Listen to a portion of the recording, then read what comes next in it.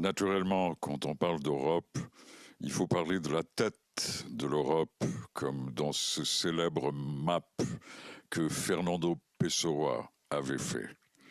Donc c'est vrai que cette tête, elle se trouve à Lisbonne, elle se trouve au Portugal. Et c'est avec lui que j'ai eu mes premières discussions sur le Centre européen de musique comme projet foncièrement européen. C'est avec M. Carlos Moedas, ancien ministre, ancien commissaire européen à l'innovation et à la recherche scientifique, et aujourd'hui candidat à la mairie de Lisbonne. Muito obrigado, Carlos, de estar conosco. Un grand merci. La parole est à vous. Merci, merci beaucoup, mon cher ami, maestro Georges Chaminet. Merci beaucoup pour l'invitation. Merci beaucoup pour penser à moi. C'est vrai que j'ai quitté l'Europe, mais l'Europe ne m'a pas quitté. Et je voudrais tout d'abord vous remercier. Je pense que peut-être aujourd'hui, ceux qui sont ici présents ne le savent pas. Ce que vous avez inspiré à l'époque la commission Juncker et comme vous nous avez inspiré à penser l'Europe d'une façon différente. Notre rencontre a été très importante pour la politique européenne et je me souviendrai toujours de cette rencontre à Bruxelles et après tout ce que j'ai pu transmettre au président Jean-Claude Juncker qui a donné tout son support à votre idée. Je pense qu'aujourd'hui, je voulais vous parler de deux choses. Bien sûr sur l'Europe, mais surtout sur l'état de l'Europe. Et j'ai toujours dit que l'Europe avait deux grands déficits. D'une certaine façon, un déficit d'identité et d'une autre, un déficit de croissance. Et la musique est liée à la solution de ces deux déficits européens. Mais parlons d'abord du déficit de l'identité. Je pense que l'Europe, et peut-être parce qu'on est des nations très anciennes et on a beaucoup d'histoire, nous avons d'une certaine façon arrêté de raconter notre histoire. Nous n'avons pas raconté l'histoire à nos enfants de l'Europe et surtout du rôle de l'Europe. Et cela est très clair qu'un commissaire européen qui a voyagé dans 28 pays, maintenant 27, mais dans tous mes voyages, j'étais choqué par l'incapacité de l'Europe de raconter l'histoire de l'Europe. Et ça, un jour, dans une rencontre que je n'oublierai jamais avec un grand philosophe et grand rabbin anglais, Jeffrey Sachs, qui est plus entre nous, il m'avait dit quelque chose qui m'avait marqué beaucoup. Il m'avait dit que, en fait, ce qui manquait en Europe, c'était de travailler cette identité en racontant notre histoire. Et je lui demandais pourquoi. Il disait, parce qu'en fait, c'est en racontant notre histoire que nous renforçons notre identité. Et si nous avons une identité qui est forte, nous n'avons pas peur de l'autre. Nous n'avons pas peur de l'étranger parce qu'on le raconte son histoire.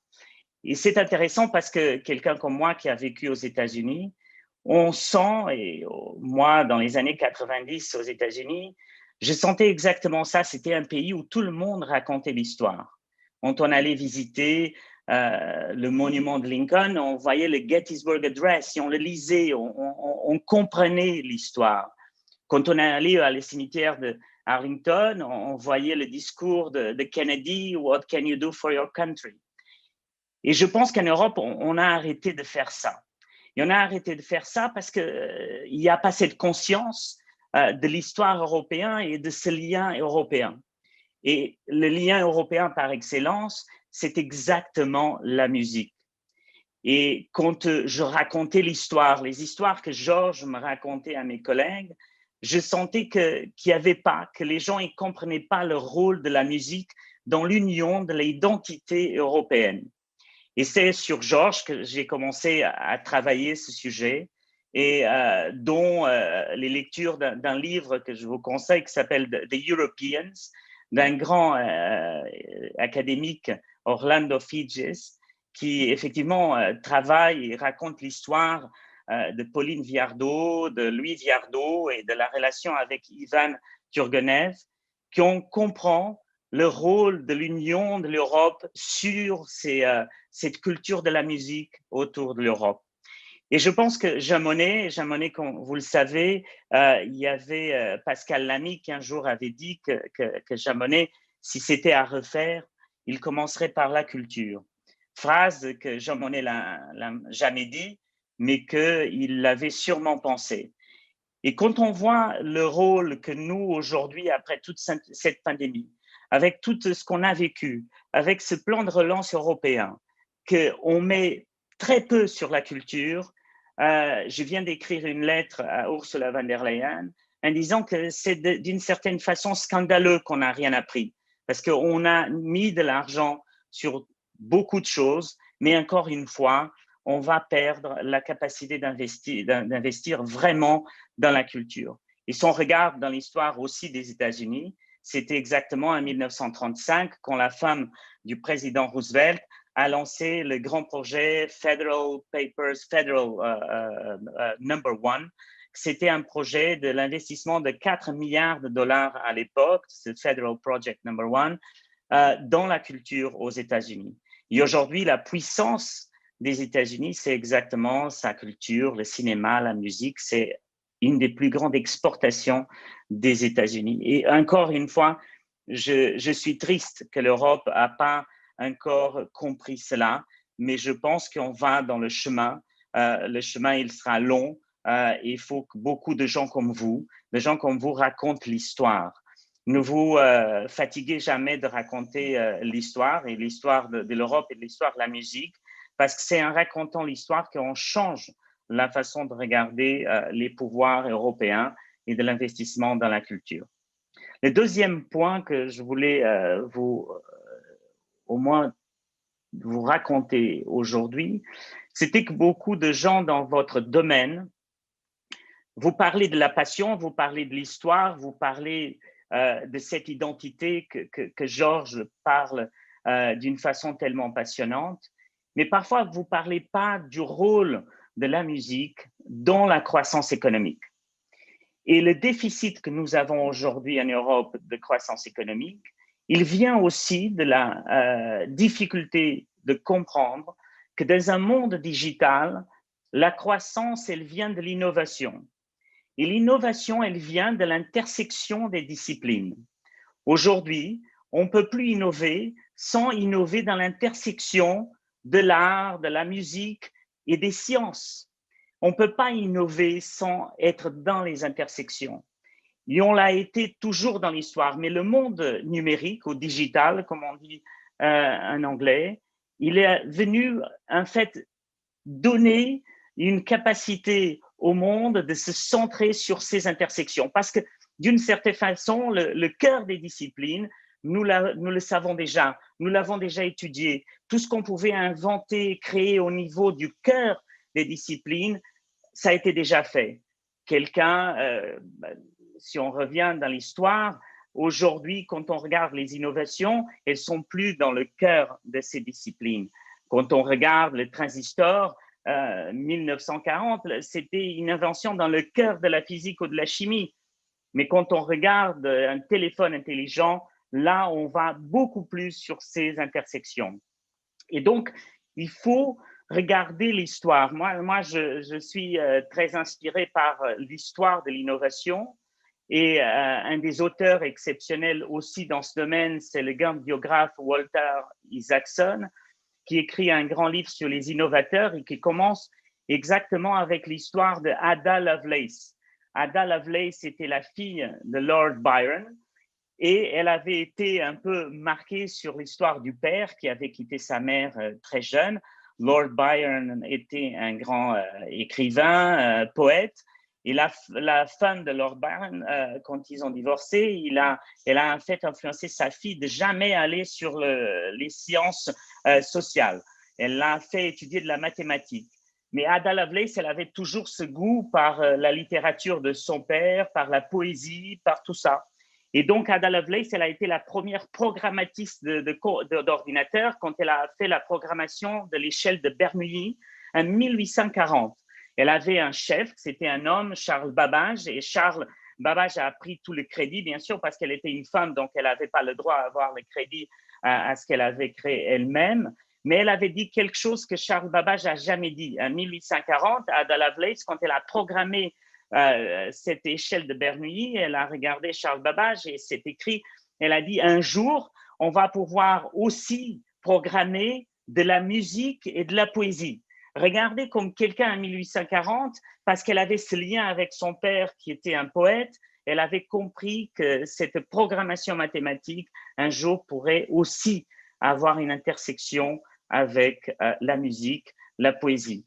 Et donc, si on regarde tous les innovateurs depuis 100 ans, ils ont été toujours dans ce croisement. Que ce soit Fabiola Gianotti, dans la plus grande accélérateur de particules du monde au CERN en Suisse. Elle est la plus grande physicienne au monde, mais elle est aussi une grande pianiste. On regarde Einstein, on regarde tellement de gens qui ont toujours eu la musique au cœur. Et je pense que là, il y a un changement énorme à faire en Europe qu'on n'a pas encore atteint, c'est de donner la liberté aux universités, de créer des cursus où en fait on mélange exactement la musique avec les autres sciences. Et on le voit déjà, Carnegie Mellon aux États-Unis, où un élève de l'université arrive, il peut suivre un parcours dans les sciences physiques ou dans la mathématique, mais aussi dans la musique. Et donc, on voit dans ce chemin-là, et la musique est essentielle pour renforcer ce chemin qu'aujourd'hui, d'une certaine façon, on n'a pas encore suivi en Europe, parce que chacun d'entre nous, et vous aussi dans votre domaine, vous vivez dans votre métier et vous ne vivez pas dans les métiers à côté parce que vous avez parfois, comme dans tous les métiers, vous avez peur de cette intersection. Et donc, je vous laisserai aujourd'hui comme message et j'étais là en train de vous écouter tous sur les histoires de la musique et la musique avant tout, parce que la musique, elle est partie de la croissance économique. L'innovation sans la musique, sans l'esprit critique, sans l'esprit de la discipline de la musique, sans ce que j'appelle la mathématique de la musique, il y a très peu d'innovation aujourd'hui dans le monde. Et je pourrais passer avec vous tout un après-midi à vous raconter les histoires que j'ai apprises comme commissaire européen de tous les scientifiques et aussi innovateurs qui ont croisé la musique, l'art, la science. Et je pense que l'Europe, là, peut donner vraiment l'exemple. Nous sommes le cœur de cette multiculturalité, de cette différence. Et en fait, nous avons toujours regardé nos différences comme quelque chose de négatif et jamais comme un positif et comme le positif de créer notre futur. Et donc, je pense que c'est ça qu'en fait, il faut regarder dans l'angle au contraire de tout ce qu'on a fait jusqu'à maintenant, dans l'éducation dès le primaire, d'inclure la musique, le théâtre, l'art avec les autres sciences. Et ça, c'est d'une importance, je dirais, unique pour le futur de l'innovation et donc le futur de la croissance. Donc, dans cette intervention, je voulais exactement vous donner mon expérience comme commissaire. Et je voulais finir avec une grande phrase de Walter Isaacson quand il écrit ce bouquin que je vous conseille qui s'appelle Les innovateurs, l'histoire de tous les innovateurs depuis une cinquantaine d'années, où il dit que l'innovation, elle viendra exactement de ceux qui auront la capacité de mettre l'ingénierie avec la beauté, l'humanisme d'une certaine façon avec la technologie, et de aussi embrasser la poésie avec les processeurs, comme l'a fait Ada Lovelace il y a 200 ans, et que c'est de là que viendra cette intersection de la science avec l'art et avec la musique. Et que si on arrive à cela, on va pouvoir effectivement donner plus de croissance économique dans le futur, parce que la croissance, elle ne va pas venir du passé, de nos idées du passé, elle va venir exactement de cela. Donc, je vous souhaite un très bon après-midi. J'aimerais beaucoup être en présentiel avec vous. pour, d'une façon, absorber plus de tout ce que j'ai écouté ici. C'est toujours magique d'écouter les gens qui connaissent ce domaine comme vous et de vous souhaiter tout de bon pour le futur. Merci encore, Georges, et merci de tout ce que vous avez fait pour l'Europe, pour la musique, mais surtout pour que nous, les Européens, on puisse être fiers de notre histoire, mais surtout être fiers de notre futur et être le lieu d'ouverture au monde, comme on a toujours été. Merci à tous.